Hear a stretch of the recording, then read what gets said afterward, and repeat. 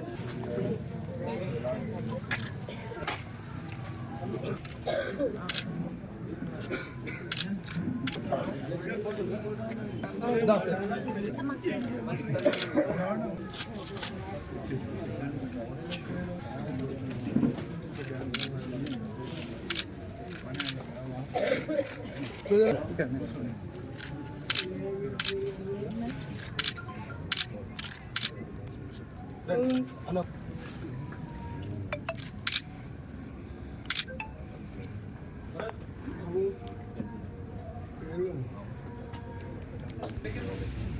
Set कर मुदड़गिरा 2-3 పడుతున్నాయి Sarath set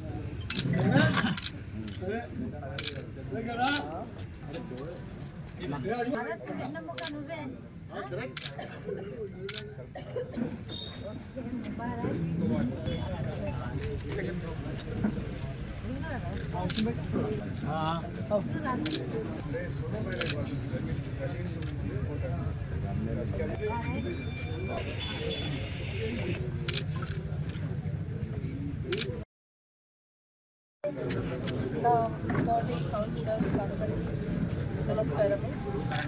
madam గారు ఎంతో బిజీ షెడ్యూల్లో ఉంటారు. అయినా మా అందరి కోసం, నూతనంగా ఏర్పడిన మా అందరి కోసము తన అమూల్యమైన టైం వెచ్చించి మా కోసం వచ్చి మమ్మల్ని సన్మానించి సంతోషపరిచినందుకు ధన్యవాదాలు అంటే పని ఉండదు కాబట్టి అవన్నీ వర్కులు ఎట్లా చేయాలి, పైసలన్నీ ఎట్లా ఖర్చు పెట్టాలని ఇదంతా కూడా మరి ఆలోచన చేసే రోజు వస్తుంది. నాకు తెలిసి చిన్న చిన్న పనులే ఉంటే 3 రోడ్లకి ఎంత అవుతుంది అంతగా నేను కావు, కానీ యూజ్ చేసుకుంటే మీకు మరి మీకున్న ఇబ్బందిని తొలగించుకోగలుగుతారు. మరి తెలిసిన కౌన్సిలర్ కూడా ఒక్కరికొకరు ఏదన్నా ఉంటే ఏ చైర్మన్, వైస్ చైర్మన్ సార్ చెప్పినా దాన్ని ఎవ్వరు కూడా మనసులో పెట్టుకోవద్దు. సార్ ఇదే కాదు, సంసార విషయంలో కూడా కరెక్ట్గానే ఉంటాడు. అన్నదంటే ఇక దానికి తిరుగుంటాడు.